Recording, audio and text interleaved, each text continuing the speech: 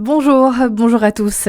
Ce drame dans le Jura tout d'abord, un homme de 46 ans est mort durant un exercice de plongée à une quarantaine de mètres dans le lac de Vouglan hier matin, au niveau des vestiges de la Chartreuse de Vaucluse, selon son club de plongée.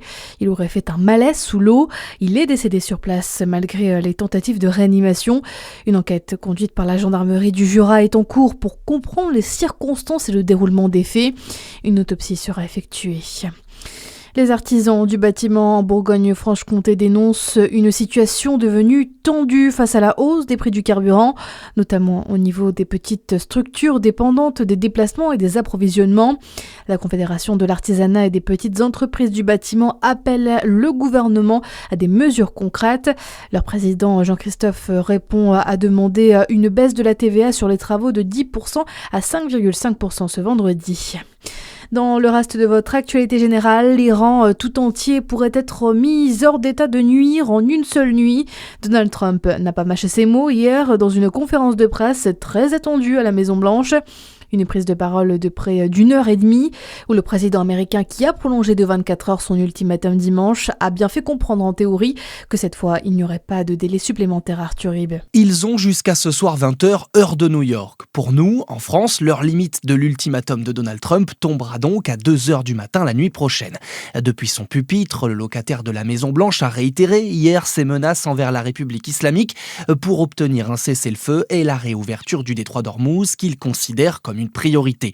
Dépassé ce timing, le président américain promet des frappes sur tous les ponts et toutes les centrales électriques du pays qu'il peut anéantir en moins de 4 heures selon lui. La République islamique est prévenue. Pendant ce temps, en coulisses, Américains et Iraniens continuent de négocier et tentent de trouver une issue au conflit. Donald Trump a également réabordé le sauvetage du soldat américain en Iran ce week-end.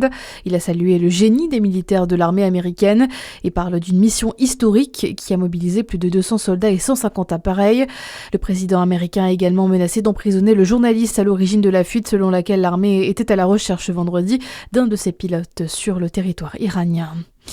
Ils sont les êtres humains s'étant aventurés les plus loin de la Terre. Les 4 astronautes d'Artemis 2 ont commencé cette nuit leur période d'observation rapprochée de la Lune. Ils ont notamment analysé le pôle sud lunaire, région où aucun homme n'est jamais allé. L'équipage a également pu assister à un coucher et à un lever de terre. Retour sur Terre justement avec le retour donc des journées européennes des métiers d'art sur le thème Cœur à l'ouvrage.